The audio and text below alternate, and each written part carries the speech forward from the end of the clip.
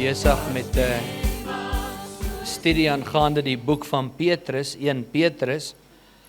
En ons vorder daarin, ons is daarin op hoofstuk 2 nou al. Ons is daarin nie meer op hoofstuk 1 nie, so ons is nie waar ons was nie. Ons is nog nie waar ons wil wees nie, maar ons is op pad. Sê saam met my, ons is op pad. 1 Petrus hoofstuk 2, en as die Here wil, dan gaan ons by vers 13 begin.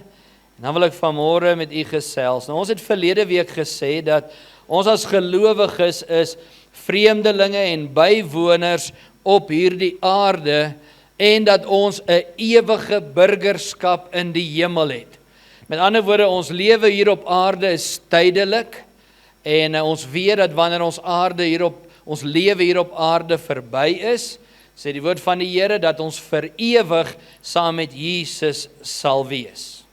So ek wil vanmôre aangaan en ek wil vanmôre se boodskap 'n titel gee en so 'n bietjie verder ingaan in hierdie onderwerp. En as ek vanmôre die boodskap 'n titel kan gee, dan gaan ek sê die vreemdeling met 'n visum. Sê saam met my, die vreemdeling met 'n visum. Nou, wie van u het al die voorreg gehad om buite die grense van Suid-Afrika te toer? Baie maal wanneer jy buite die grense van Suid-Afrika gaan, moet jy 'n paspoort hê, maar jy moet ook vir daai spesifieke land waarna toe jy gaan aansoek doen vir 'n visum. En is alleenlik wanneer jy 'n visum het wat goedgekeur is, dat hulle jou sal toelaat in daardie land waarheen jy wil gaan. Nou ek het so 'n bietjie 'n definisie gaan neerskryf en laat my toe om dit gou vir u te lees, want ek dink dit gaan vinniger wees en dalk meer duidelikheid gee oor wat is 'n visum. 'n Visum is 'n amptelike goedkeuring, gewoonlik in die vorm van 'n stempel of 'n plakker, 'n sticker wat hulle in jou paspoort plaas en plak of dan nou stamp, sodat jy deur 'n spesifieke land en hulle regering toegelaat word om in daai land in te gaan. 'n Visum dien as 'n bewys dat jy toestemming gegee is om daardie spesifieke land deur te reis, daar te bly vir 'n spesifieke tydperk, miskien vir 'n spesifieke doel, en dan moet jy weer teruggaan na jou land van oorsprong af. So 'n visum is nie 'n permanente burgerskap of iets wat jy permanent kan hou nie. Hy kan verval na 'n spesifieke tydperk. Die doel van 'n visum is dat jy kan reis en kan doen dit wat jy moet doen. Dis vir 'n doel. En nou kry jy verskillende visums. Jy kry 'n toerisme visum, jy kry 'n sake besigheidsvisum, en dan kry jy 'n studievisum as jy in 'n ander land wil gaan studeer. Jy kry 'n werksvisum as jy vir 'n seisoen daar wil gaan werk, so jy werk bietjie weg en dan kom jy weer terug. Jy kry ook 'n deurgangsvisum. Met ander woorde, as jy van een land na 'n ander een toer en jy moet partykeer oorstaan van een plek na 'n ander, dan kry jy 'n kort visumpie, as ek dit so kan stel, want dit is net vir 'n bepaalde tyd en dit is limiet. Ek wil vanmôre so 'n bietjie met u oor hierdie vreemdeling met 'n visum gesels. U sien my boetie en my sussie, ja, ons lewe hier op aarde is tydelik. En ja, ons het 'n ewige burgerskap in die hemel. Maar terwyl ons hier op aarde is, gee God vir ons, mag ek sê, 'n geestelike visum, sodat ons 'n doel kan bereik terwyl ons op die aarde is. Daar is 'n funksie, daar is 'n rol, daar's 'n doel vir die kind van God se lewe, vir jou en my hier op aarde. En God roep ons om hier te leef en hier te regeer en te heers. Sê saam met my, God roep my om te heers oor die aarde. Nou, blaai gou vinnig na die eerste boek van die Bybel toe, Genesis hoofstuk 1. Ek wil vinnig vir jou daar wys. Genesis hoofstuk 1 vers 27 en 28 is 'n gedeelte wat ons almal ken. Maar ek wil dit weer vir u lees, want ek dink dit skakel so mooi in by vreemdeling met 'n visum. Kind van God, geroep, geheilig, geregverdig, uitverkies, geskape na sy beeld met 'n doel. Met 'n goddelike visum, as ek dit so kan stel. Nou, Genesis 1:27 sê, en God het die mens geskape na sy beeld. Sê vir die persoon langs jou, God het jou geskape na sy beeld. Met ander woorde, as jy wil weet hoe die Here lyk en hoe hy is, dan is ons veronderstel om na kinders van God te kyk, wat gewas is in die bloed van die lam. Hoekom? Want hulle is in Christus, hulle is in God. Ons is geskape na sy beeld. En dan sê hy, na die beeld van God het hy hom geskape, man en vrou. Sê saam met my, man en vrou. So jou vrou is nie 'n alien nie. Sy is nie van Mars af nie, of Venus af nie. Sy is van God afkomstig. Hy sê man en vrou, en hy het hulle geskape, en God het gesê, en God het vir hulle gesê, vir wie het hy gesê? Vir man en vrou.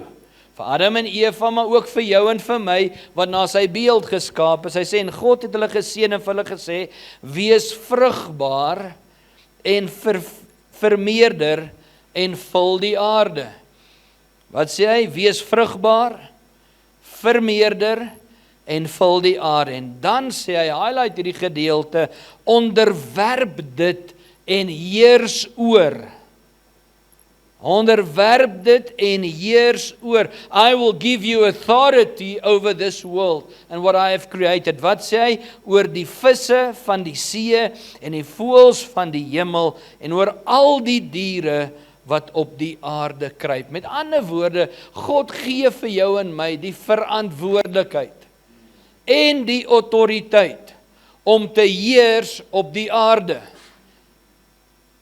Dit is tydelike huisvesting met heerskappy totdat hy ons kom haal. Maak dit sin? Dis vir my dieselfde as 'n visum. Want as jy 'n visum het, kan jy in 'n land ingaan en jy kan deel wees van daai land en baie keer hulle gesondheidsstrukture, jy kan na hulle hospitale toe gaan, daar's probleme, dan kan jy na hulle mense toe gaan wat kan help. Jy word toegelaat om daar te wees. Maar dis vir 'n bepaalde tyd. Ek wil vanmôre sê, ons het bepaalde limited time op die aarde. Ons weet nie hoe lank dit gaan wees nie, ons weet nie wanneer die basuin blaas nie, ons weet nie wanneer Jesus kom nie, maar ons weet een ding, en dit is dat hy 'n waarmaker van sy woord is. Amen. En Jesus het gesê, ek gaan om vir jou plek voor te berei. En as ek plek voorberei, gaan ek kom om jou te kom haal, dat jy kan wees waar ek is. Met ander woorde, hy kom terug. Of dit môre is, of dit volgende week is, of dit oor 'n jaar is, en ek sê dit met respek, of oor 1000 jaar is. Ek weet, Jesus kom terug. En dan, wanneer hy terugkom, dan gaan hy ons van hierdie aarde afhaal, sodat ons kan wees waar hy is. Maar hoor nou mooi. Solank as wat hy vertoef om terug te kom, het hy ons geroep met 'n doel. Nie net om te bestaan nie. Nie net om te oorleef nie.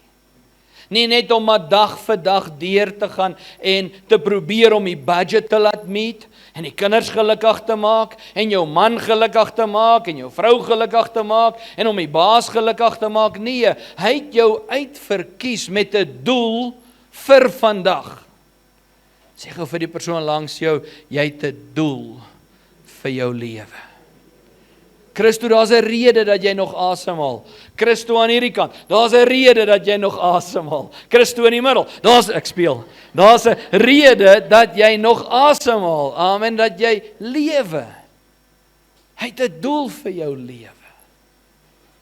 Jy's nie maar net hier omdat jy hier is nie. Hy het 'n plan. Die Here sê, gaan en wees vrugbaar, vermeerder en vul die aarde. Nou die vraag wat ek vanmôre wil vra in ons boodskap is, hoe leef God se uitverkore volk? Hoe leef sy vrygekooptes, sy kinders? Die wat dan nou tydelik hier is, wat deurbeweeg. Hoe leef ons in 'n wêreld as vreemdelinge en bywoners waar mense jou nie verstaan en waar mense jou nie aanvaar nie? Want kom ons wees eerlik, nie almal aanvaar jou en verstaan jou nie. Nou as jy nie die Here dien nie, dan dis ook erg. Okay, so hulle verstaan jou en ken jou nog nie. Maar wanneer jy die Here dien, is dit nog erger. Want dit maak nie vir hulle sin, hoe kan jy die Here dien nie? Dit maak nie vir hulle sin, hoe kan jy vanoggend in die kerk sit nie? Jy hoef mos net eenmal 'n jaar of een keer 'n kwartaal kerk toe te gaan. Hulle verstaan nie, hoe kan jy sê as jy siek is, ja my liggaam voel nie lekker nie, maar ek glo deur sy wonde is daar vir my genesing nie. Hulle kan nie verstaan, hoe kan omstandighede wat vir mense hopeloos lyk vir jou sê, ek weet God sal deurkom. Hy het nog altyd deurkom en hy sal deurkom. Dit maak nie sin vir hulle nie. Nou hoe gaan ek en jy as mens, as bywoner, vreemdeling, vrygekoopte in hierdie wêreld kan lewe as mense jou nie verstaan nie? En ek dink in 1 Petrus hoofstuk 2 gee die Here vir ons die antwoord.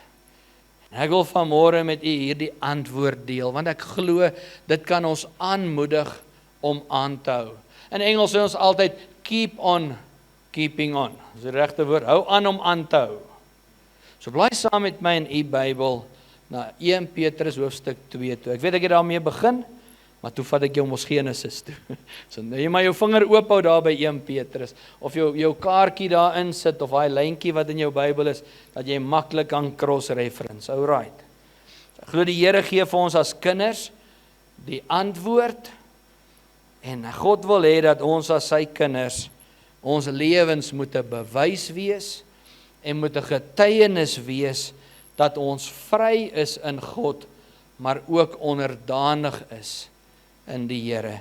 1 Petrus 2:13, kom ons lees daar. Hy sê, wees dan onderdanig, sê saam met my onderdanig, aan elke menslike verordening, ter wille van die Here, of dit die koning is as opperheer, of die goewerneur as sy gesante, om wel kwaaddoeners te straf, maar die wat goed doen, te prys. Vers 13 sê, wees dan onderdanig aan elke menslike verordening, ter wille van die Here. Ek wil vanmôre met u so 'n bietjie hieroor gesels. Ek glo die hoofrede, hoekom ons as kinders van God onderdanig aan elke menslike verordening moet wees, is sodat God ons Vader, ons Here, daardeur geëer sal word. Nou eerstens mag ek sê, wanneer ons praat van onderdanigheid, dan is dit vir baie mense 'n challenge. En baie vrouens is seer gemaak in die lewe. Mans het hulle te nagekom en dan sê hulle, ek sal nooit aan 'n man submit nie. Ek sal nie onderdanig wees nie. Ek sal onafhanklik wees. Ek mag dalk trou, maar ek sal my eie baas wees. Baie mans het seer gekry en teleurgestel in liefdesverhoudinge. En dan sê hulle, ek sal nooit weer 'n vrou vertrou nie. Onthou, die mes sny albei kante toe, nê? Ons is nie daar om op een te point nie. Hy sny beide kante toe. So mense maak mense seer. Seer mense maak mense seer. En baie keer kom ons op 'n plek waar ons sê, ek sal nie submit nie. Ek sal die Here dien, ek sal God loof, maar moenie vir my sê, ek moet onderdanig wees nie. En ek wil vanmôre so 'n bietjie met jou praat oor daardie woord, onderdanigheid. As kind van God en aan die Here. Jy sien ons hoofrede, hoekom God ons roep om onderdanig te wees en om menslike instellinge wat God daar geplaas het, te gehoorsaam, te submit aan dit, is sodat die Here verheerlik kan word. Nie sodat ek gesien kan word of ek dit maar net moet doen sodat mense oor my kan heers nie. Nee, sodat God verheerlik kan word. Nou 1 Petrus 2 in die Amplified vertaling in Engels stel dit vir my mooi en jy kan op die bord saam met my lees. Hy sê daar, submit yourself. Dan wil hy praat van jouself. Submit yourself to the authority of every human institution for the sake of the Lord, to honor His name. Wat sê hy? Ek moet submit aan die instellinge wat God daar toegelaat het om te wees. Hy sê, en dan baie belangrik, to the honor of His name. Hy sê, whether it is to a king, as one in position of power, or to governors as sent by him, that king, to bring punishment to those who do wrong. Hy sê, and to praise and encourage those who do right. Met ander woorde, God het dit goed gedink om instellinge daar te plaas, om ons 'n rigting te gee, of te wys waarheen om te gaan. En in dit sê die Here, daar's lewe, daar's dood. Kies die lewe, maar jy kies. Kies ek om die verkeerde te doen, kies ek om nie onderdanig te wees nie, kies ek om verkeerd op te tree, then there's a consequence. Kies ek om reg te doen, dan is daai selfe instelling daar om my te bless, my te seën. So there's blessing and cursing. Dit hang af hoe ek dit hanteer. En wanneer ek dit doen, is dit om God te verheerlik en om sy naam groot te maak. Jy sien my boetie en my sussie, onderdanigheid, submission, is nie 'n versoek van die Here vir sy kinders nie. Dit is 'n bevel. Hy vra nie vir jou nie.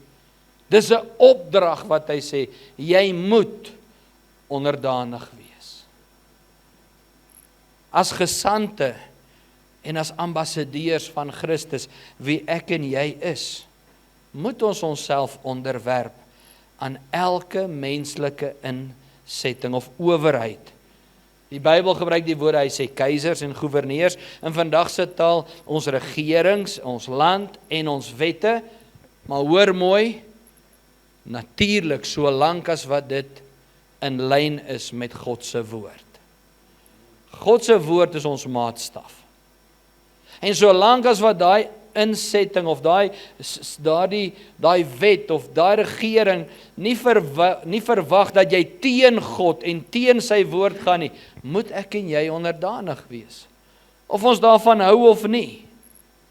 Ons motivering om onderdanig te wees, moet so wees, nie omdat die regering of die wêreld, die owerhede perfek is nie, maar omdat God dit wil hê. Nie omdat hulle jou kan straf met 'n fine as jy te vinnig ry nie, maar omdat God sê, wees gehoorsaam. Omdat God sê, submit. Ons burgerlike gehoorsaamheid is nie 'n primêre politieke party wat ons wil stig om te sê, nou is ons hier nie. Nee. Dis om te doen wat Jesus ons geroep het. Dis 'n gehoorsame daad wat ek uitleef vir die Here. Kom ons maak dit eenvoudig.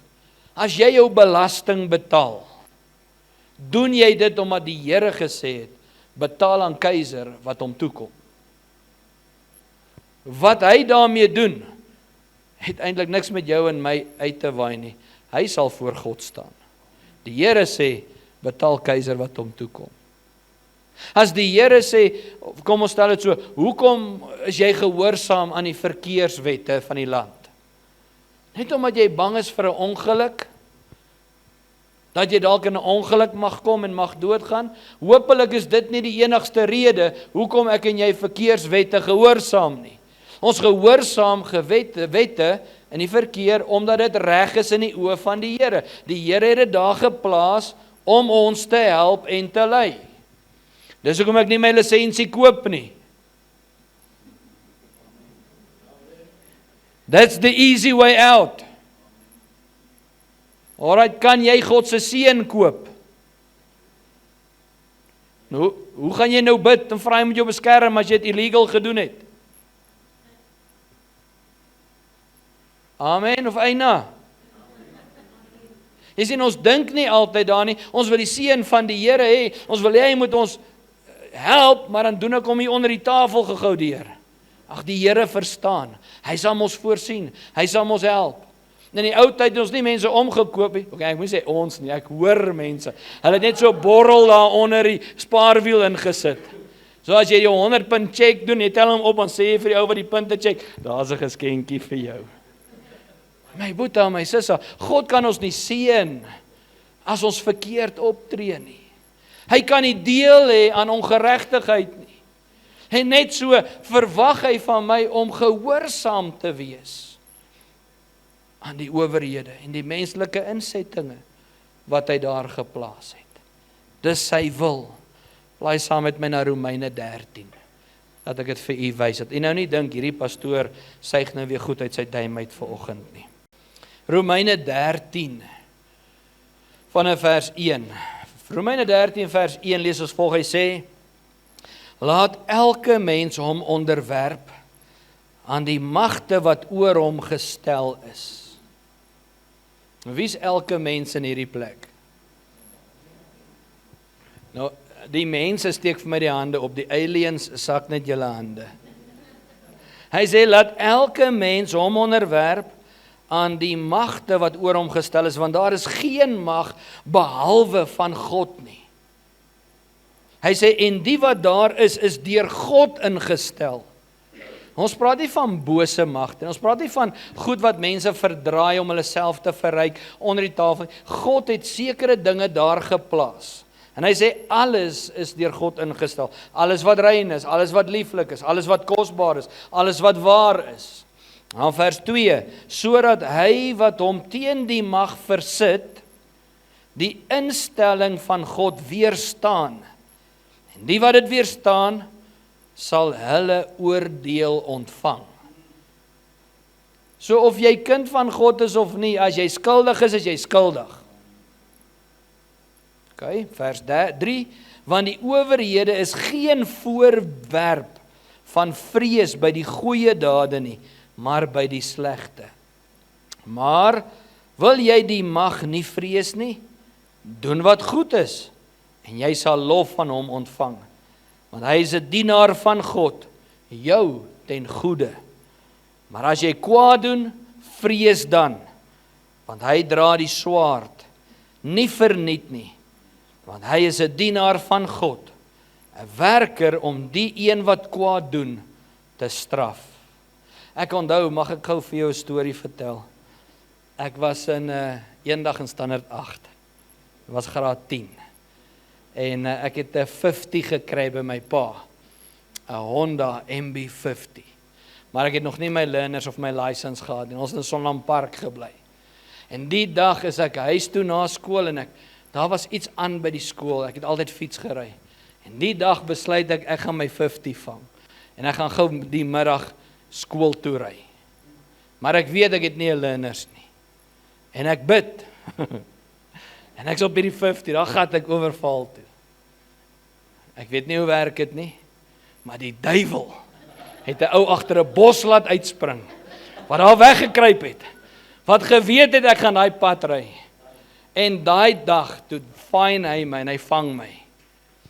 En hy fyn my R350. Nou daai tyd was dit baie, vandag sê ek dankie vir 'n R350 fyn. Daai tyd was dit baie. En hy laat my toe om terug te ry huis toe, nou moet ek my bike huis toe vat. Later in daai week gebeur daar weer iets en ek besluit weer, wat is die kans? Hierdie ou sal nie weer in Sonland Park wees nie. En ek ry weer skool toe. En net so om die hoek, volgende oomblik, jy weet as jy so vries, jy kry so koue rilling, ek dink my oë het vir die speedkop gewys, hier is dieselfde mannetjie van vroeër in die week, stop hy my weer. Slaat hy my weer, 250. 2 keer in 1 week. Hoekom het die Here hom nie blind gemaak nie? Ek het dan gebid en gesê, my beskerm. Weet jy wat, God kan ons nie ongeregtigheid seën nie. As hy dit daar gestel het as 'n insetting, moet ek God eer deur gehoorsaam te wees. Needless to say, ek moes daai hele vakansie vir my pa werk. Dagameng Krywa stoot saam met sy werkers om daai fyn te betaal. En na daai hele vakansie het ek niks spaargeld oor gehad nie. Net my bike se fines betaal. Maar weet jy wat, daai tweede keer toe hy verby ry, toe vrees ek, want toe weet ek, there's a consequence. En dis waarvan hy hier praat. Hy sê, jy vrees nie vir iets wat jy reg in is nie. Hoekom worry jy oor iets as jy weet jy het nie verkeerd gedoen nie? Maar wanneer kom vrees in? As ek iets verkeerd gedoen het. Of as ek weet, ek het nou gesê, gedoen, gemaak wat ek nie moes nie, and there can be a consequence. Ons lees vers 5, hy sê daar, Romeine 13:5, daarom is dit noodsaaklik om jou te onderwerp. Nie alleen ter wille van die straf nie, maar ter wille van die gewete. Het jy 'n gewete dan voor die Here? Of pla jou gewete jou? Wie van julle voel ook skuldig as jy iets verkeerd gedoen het? En dit hoef nie noodwendig iets major te wees nie. En op daai oomblik kom die gedagte, nou moet jy bid. Maar jou gewete pla jou. Ek kan nie nou bid nie. Dan sê die ander een vir jou, nou moet jy bid. Dan voel jy, nee maar ek kan nie. Het julle ook al so gevoel? Dis die tyd wat jy moet bid. Want jou gewete, die Gees van die Here praat met jou. Jy moet luister. Dan vers 6 sê, want daarom betaal julle ook belastings. Want hulle is dienaars van God, wat juis daarmee voortdurend besig is. Betaal dan aan almal wat aan hulle verskuldig is.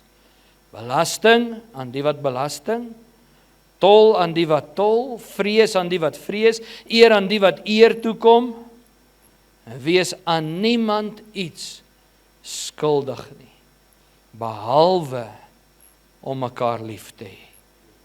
Want hy wat 'n ander lief het, het die wet vervul. God is liefde.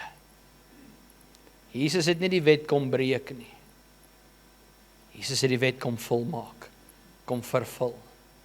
Jesus het jou en my nie geroep om 'n paar geestelike rebelle te wees nie. Jy hoor partykeer dit, I'm a rebel for the Lord. Wys my in die Bybel, waar staan dit?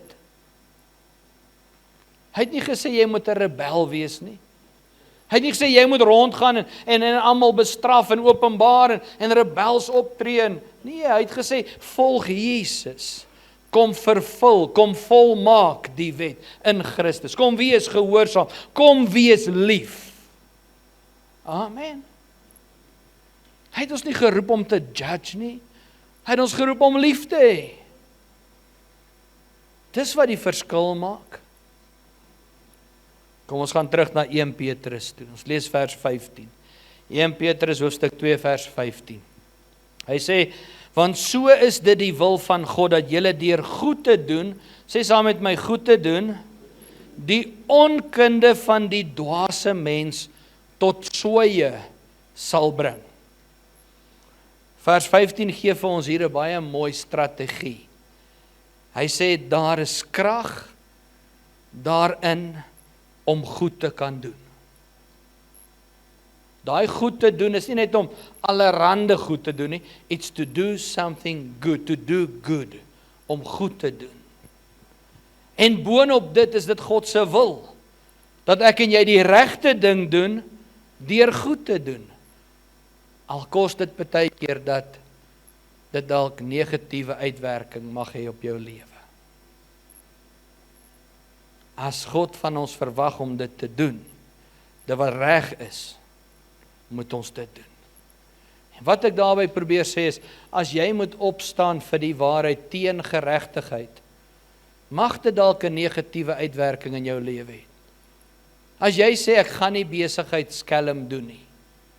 Ek gaan nie agteraf goed doen nie. Ek gaan nie skelm wees nie. En iemand verwag van jou om dit te doen. Mag hulle dit op jou uithaal. Mag dit negatief wees. Mag jou baas dalk vir jou sê, hey, ek betaal jou salaris, maak dit of daar is die deur. Doen dit of daar is die deur. Maar jy moet besluit vir wie gaan jy staan. Want die woord van die Here sê, hy sê, doen alles asof jy dit vir die Here doen en nie vir die mens nie. Jy sien, daai mens kan jou fire, maar God kan jou nog steeds seën, al het hy jou gefire. Maar as hy jou aanhou en God seën jou nie, maak dit nie saak wat jou baas vir jou doen nie, die seën van God sal nie blywend wees nie. Want God kan nie deel hê van ongeregtigheid nie. Die woord van die Here sê, deur goed te doen, sal ons, lees daai gedeelte saam met my, die onkunde van die dwaase mens tot sooie bring. Wat beteken dit? Hy sê, die kwaad wat mense doen sonder begrip uit onkunde. Dat wat hulle nie dink nie. Jy al gehoor, mense sê, ek nie gedink nie. Hy het net gedoen. Dis soos daai as jy in die verkeer ry, en 'n ou ry voor jou in. Jy moet dink, voordat jy doen, voordat jy praat. Amen. Jy kan nie sê, ag, ek het nie gedink, die Here sal verstaan. Jy kan nie sê, die een is op jou boekie nie. Here het gesê, pos, dink, haal asem, besluit. Amen, so as jy iemand fliek, jy gaan voor die Here staan. Jy moes gedink het voordat jy dit gedoen het. Amen. Alright, so dis die kwaad wat ander mense doen, sonder begrip, dit wat hulle doen, dit wat hulle praat, dit sal tot 'n einde kom. Wanneer? Wanneer jy goed doen. Dit is so vir my 'n kontras met wat in die media vandag gebeur. Jy sien, die woord van God sê nie, begin jou eie politieke party en vat almal aan nie. Die woord van die Here sê nie, jy moet met jou vyande beklei op sosiale media, op Facebook, op Instagram of waar ook al nie. God sê wel, doen goed aan hulle. Party mense dink hulle is vreeslik geestelik om ander uit te haal in die publiek. Iemand bedoel mooi, hulle stuur 'n versie van wat God vir hulle gedoen het. As jy in daai comments gaan lees, dan kry die ouens wat vir dit is en ouens wat teen dit is. En daar's al ewig iemand wat negatief is ook. God roep jou en my nie om mense in die publiek te openbaar nie. Hy roep ons om hulle lief te hê en om te gee. Sê dit ek keer die kwaad goed? Nee. Hy sê dan deur goed te doen. Alright, maar dit is belangrik dat ek dit doen wat hy vir my sê. Jou en my lewe van integriteit, ons diens, is dalk die kragtigste getuienis wat mense ooit in hulle lewe sal hoor of sien. Kan ek dit weer sê? Jou integriteit, jou diens in God se koninkryk, jou goeie werk, die goeie wat jy doen, is dalk die enigste getuienis wat ander mense ooit sal hoor of sal sien. Jou goeie lewenswandel is die stille getuienis wat lasteraars se monde stil maak. Jy sien, hulle mag dalk sleg van jou praat, maar hulle kan nie praat teen die goeie wat jy doen nie, because that is proof. Mense mag jou dalk nie like nie, maar hulle kan nie teen jou praat vir wat jy doen nie. Mense mag dalk baie van jou te sê het, but jou lewensgetuienis sal spreek vir homself. Kan jy onthou wat ek verlede week gevra het? Is wanneer mense na jou en my kyk, wat sien hulle?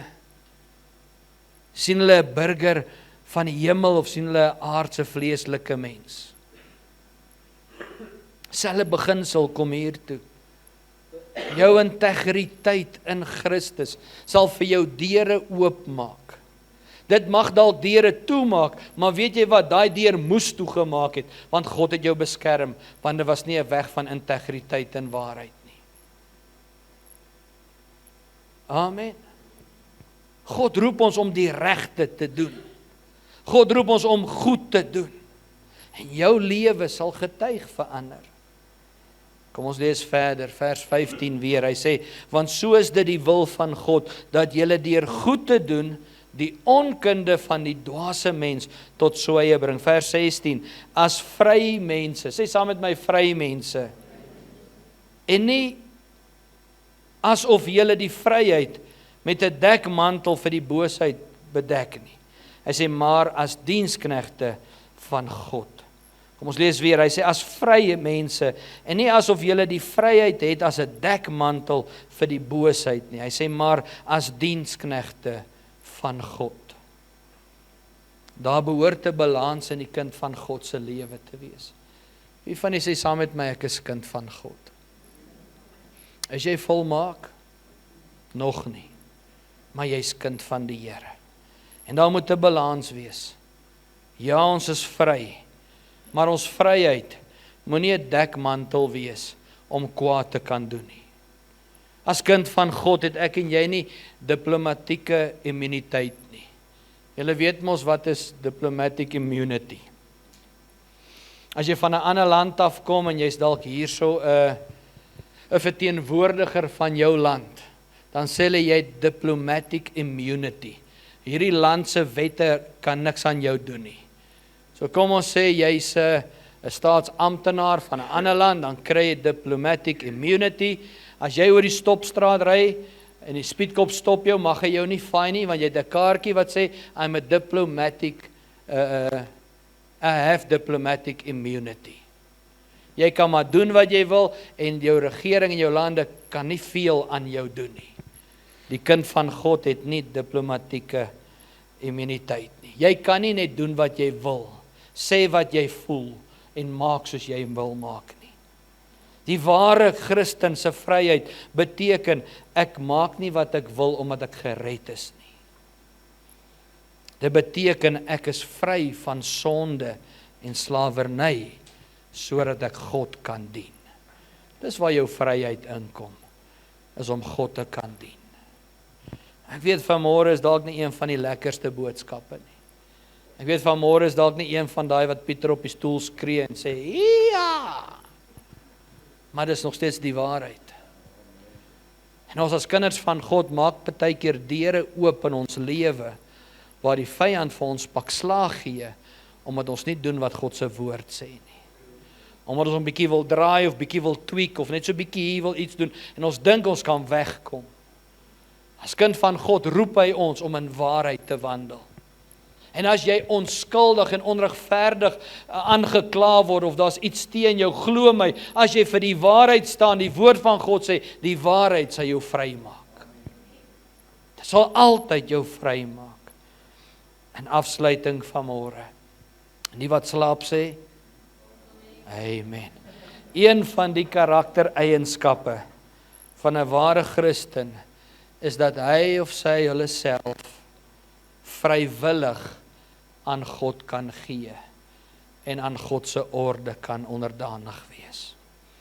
1 Petrus 2:17 sê, julle moet almal eer, die broederskap lief hê, God vrees, die koning eer. 4 pylpunte wat die Here hier vir ons gee. Terwyl hy praat van onderdanigheid, terwyl hy praat van om die owerhede gehoorsaam te wees, omdat God se wil is. Nommer 1, wat sê hy? Julle moet alle mense respekteer. Sê saam met my, ek moet alle mense respekteer. Mag ons as gemeente en ons as gemeenskap Nuwe Begin geken word as 'n gemeente wie se deure oop is vir alle mense. Of jy geld het en of jy nie geld het nie. Of jy in 'n plakkerskamp bly en of jy in 'n 3 verdieping bly. Maak nie saak wat jou naam, jou ras, jou kleur, jou geur is nie. Jy is dieselfde in Christus. Amen. Sê saam met my, ek moet ander mense eer. Hoekom? Want dis die wil van die Here. Dit begin by jouself. Jy kan nie ander eer as jy nie God eer vir jouself nie. Respekteer jy nog jou liggaam?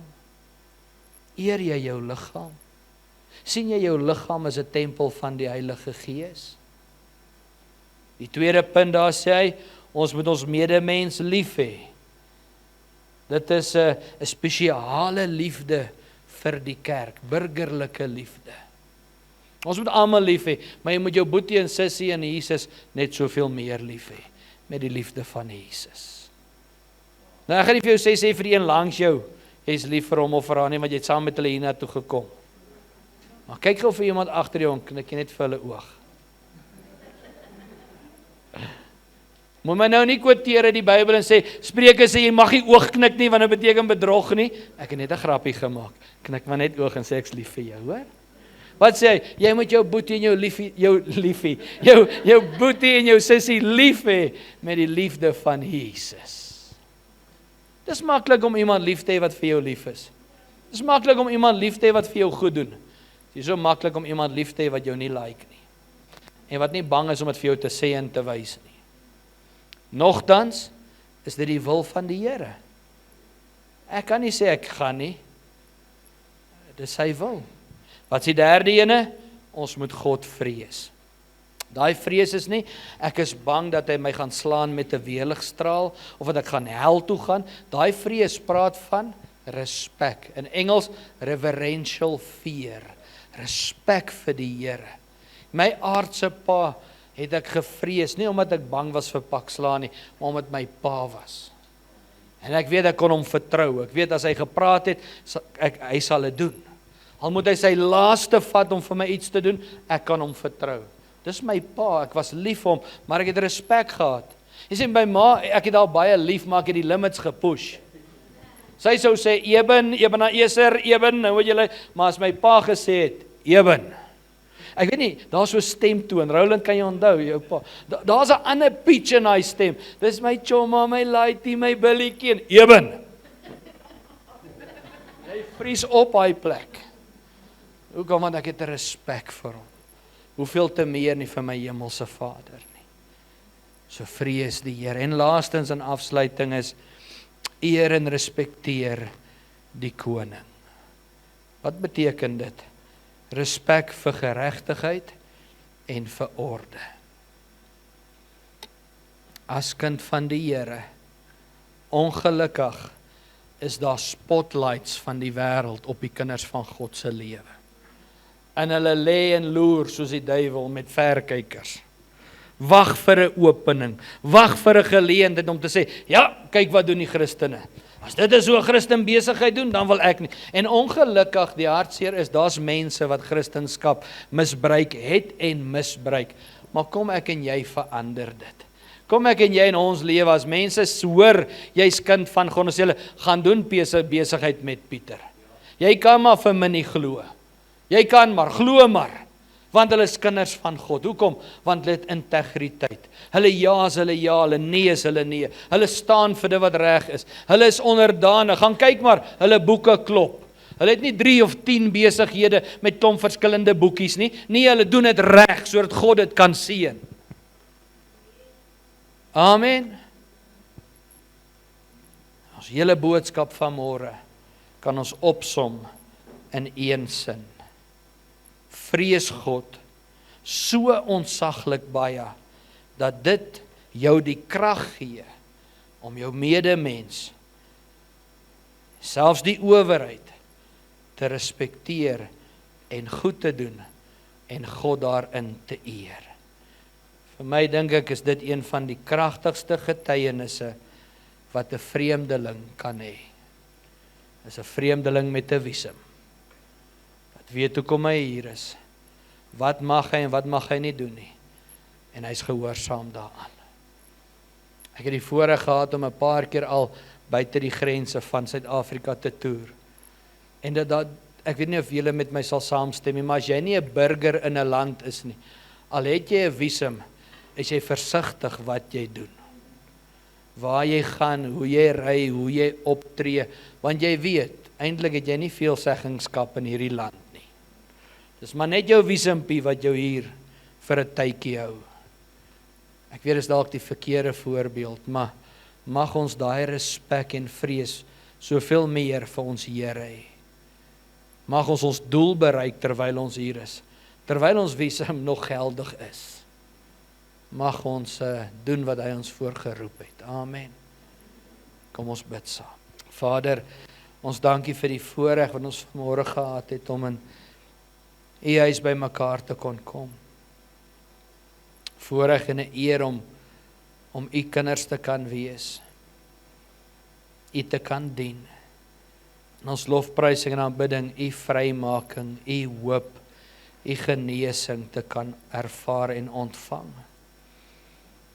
Dankie dat ons weet, U is altyd deel van ons lewe. En hy sal asem ook 'n eer om vanmôre net weer U woord te kan leer en net weer te kan besef hoe belangrik dit is om kinders van God te wees wat in regverdigheid en geregtigheid lewe. Kinders van God wat onderdanig is aan U in ons elke dag lewe. Kinders van God wat lei deur voorbeeld. Kinders van God wat sê, moenie doen wat ek sê nie, doen wat ek doen. Volg my, soos wat ek Christus volg. Heilige Gees, om dit te kan doen, ten volle het ons U nodig. Ons het U Heilige Gees leiding nodig, U wysheid, U insig. Onderskeiding van geeste, help ons dat ons 'n wag voor ons mond kan plaas. Help ons dat ons die helm van verlossing op ons verstand, op ons siege sal plaas, dat ons sal dink voordat ons praat. Help ons dat ons in waarheid kan wandel, want is die waarheid wat ons vry maak. En Here, ek wil ook vra vir genade, as daar areas in ons lewe is waar ons uit gebrek aan kennis deure oopgemaak het of dinge gedoen het op verkeerde wyse, gee vir ons die vermoë, maak 'n weg vir ons om dit reg te kan maak. En ons neem die besluit om dan reg te lewe. Mag ons nie ten gronde gaan weens 'n gebrek aan kennis nie. Ons bid dit in Jesus naam. Here, aan U alleen kom toe al die lof, al die eer en al die aanbidding. Dankie dat U die naprediker is, Heilige Gees, van hierdie woord en hierdie saad wat gesaai word. Stem U saam? So sal dit wees in Jesus naam. Amen.